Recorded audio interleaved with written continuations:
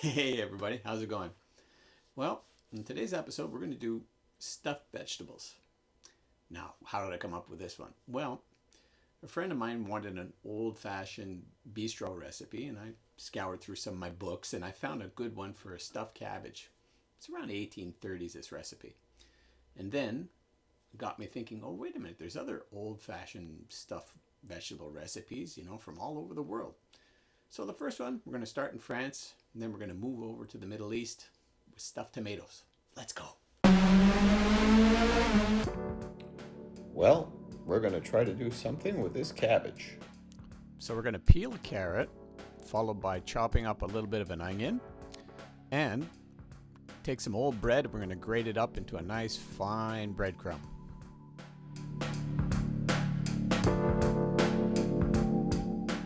Along with the breadcrumbs, the grated carrots, and the chopped up onions, I'm adding a little bit of grated garlic, just to improve the flavor a bit more.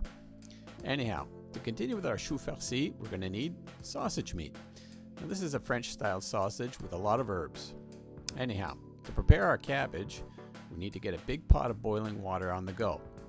Then, what we do is we immerse the cabbage into this hot water for 5 minutes. This will allow the outer leaves to soften and peel back easily. It's important that you keep the core of the cabbage intact. If you don't, all the leaves will fall apart. Anyhow, we remove it, cool off the leaves of the cabbage, run it under cold water, and then we'll get ready to work.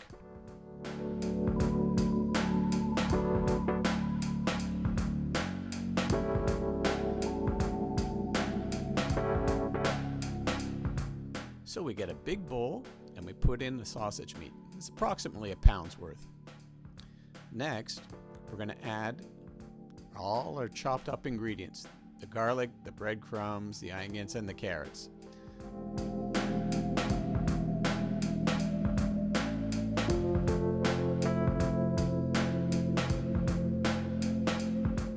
Now, after we've blanched our cabbage, we're going to take the heart of it out. We're going to chop that up as well, and we're going to add that to our stuffing.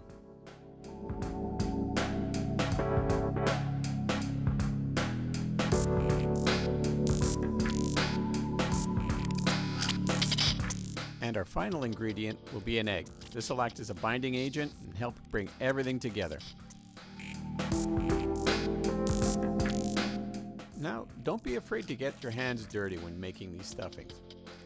Touch is a great way to make sure that you know the consistency of something and gauge when it's ready. So when we get enough of a stickiness, we put it right back to where the original heart of the cabbage was, and we fold the leaves over gradually, one on top of the other. And then we add more stuffing, and then we fold over until the entire cabbage is completely covered.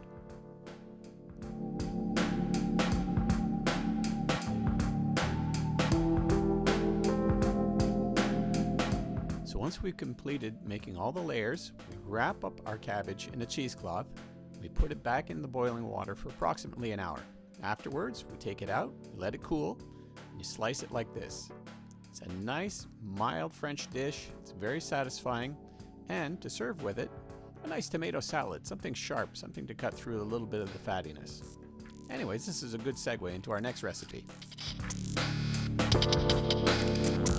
So, I had some tomatoes from the garden, the last ones, just before the frost. They're very ripe, and I decided, you know what, I'm going to make these like a Middle Eastern style. I'm going to stuff them with chickpeas and rice. So here we have our 2 tomatoes, some fresh mint from the garden, very good stuff, but it's near the end of the season, and a bit of coriander. So here's the process, and here's how we're going to go about it.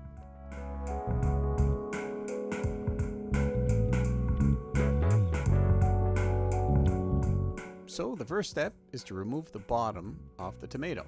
This will help it stand up straight in the oven, and it also gives us a little extra flesh to use when we're making our stuffing.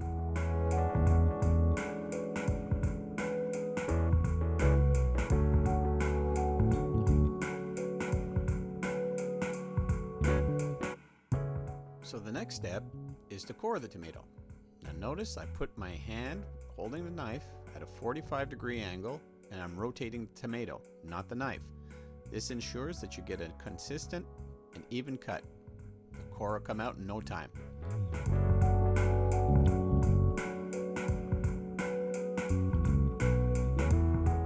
Okay, now that we've cored it, we slice off the top, and then with a pointed spoon, see how it has a bit of a point to it? We're going to remove the flesh from the inside.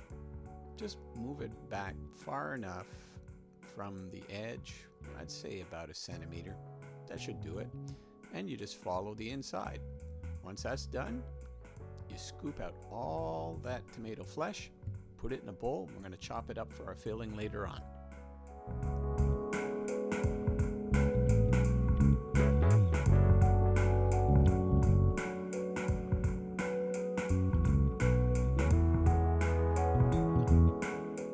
The next step for our filling is to chop up the herbs.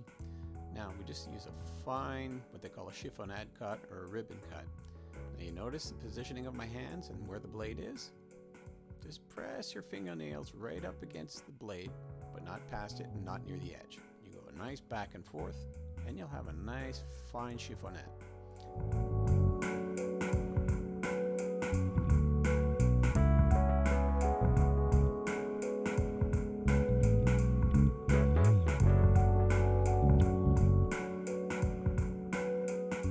So I chopped up the core and the fleshy bits of the tomato, along with some olive oil and some onions that I've browned up. This is going to be the basis of our filling. Once that's done, you put it in a bowl with some chickpeas, some rice, and then you start to mix everything together. We add the herbs that we've just chiffonaded, adds a nice freshness to it, and then about half a teaspoon of allspice. You can use cinnamon as well if you have it on hand. And it should look like this after you've done mixing. Don't forget to add a little bit of salt and pepper just in case. So now, put that stuffing inside the tomatoes that we've prepared, put the lid on it, put a little bit of veg stock and put it in a 350-degree oven for about half an hour. This allows for all the flavors to mix, the tomato softens up, and you get this. Stuffed tomatoes, North African style. Serve them cold with a bit of olive oil and a bit of cheese. Share, like, and subscribe, people.